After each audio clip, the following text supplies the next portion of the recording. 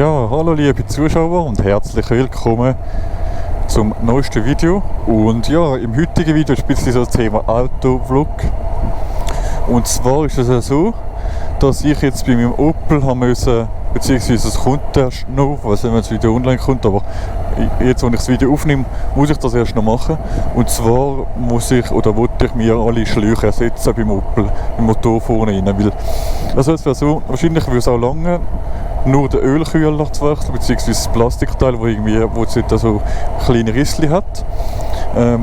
Wie komme ich auf das Thema? Also es ist so, ich bin gefahren, ich habe gefunden, es stinkt hure.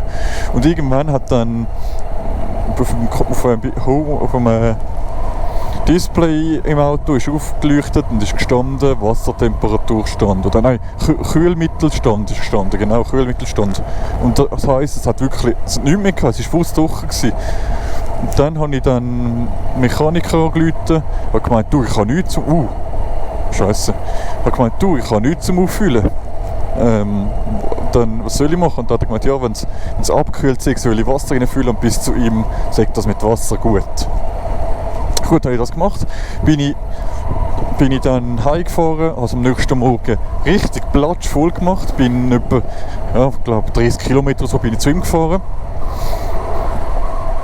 Und ich weiss, es gibt auch eine nähere Garage, aber trotzdem bin ich dann über 30 Kilometer zu ihm gefahren, ist es auch irgendwie schon wieder halb leer gewesen, oder noch mehr. Ja, also ich würde jedem empfehlen, der nicht ein richtig neues Auto hat, dass er manuell von Hand den Ölstand nach jedem Tanken kontrollieren, oder zumindest dann die Haie. Und also am besten nach jedem Tanken wäre das eigentlich gut. Und Wasserstand kontrollieren. Und nicht nur von außen schauen, ja, es sieht aus, als ob es noch Wasser im Behälter hätte. Das habe ich bei Mazda auch gemeint. Und wenn es verkalkt ist, verdreckt ist. Und dann habe ich reingeschaut, von oben im Deckel und habe gesehen, es ist furztrocken.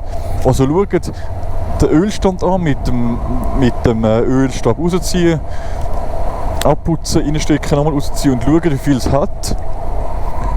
Wie viel es drin hat, fragt euren Mechaniker, will das kaufen soll, vielleicht auch von welcher Marke, dass ihr nicht irgendein Scheissöl kauft. Und dasselbe mit dem Wasser. Deckel aufmachen, wenn das Wasser kalt ist und reinschauen, wie es aussieht, ob es schon furztrocken ist. Weil das gleiche Problem hatte ich beim Audi gehabt. Ich weiss nicht, dass der Audi Wasser verloren hat, aber nur im warmen Zustand. Ich weiss aber jetzt nicht, ich habe ja einen Motorenschaden beim Audi, es ist zu lang her. Ich kann nicht sagen, ob ich ohne Öl gefahren bin, ohne Wasser gefahren bin, ob sonst irgendein Problem war.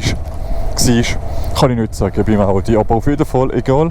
Ausser die haben ein sauteures, neues Auto, das alles anzeigt und Luftdruck und alles anzeigt, dann müsst ihr das nicht machen. Aber sonst würde ich euch das empfehlen.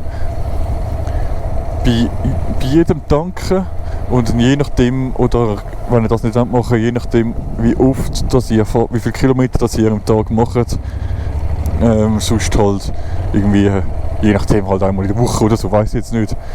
Oder? Genau. So viel zu dem kleinen Erfahrungsvlog. Bis zum nächsten Mal. Euer Obsco 95. Ciao miteinander.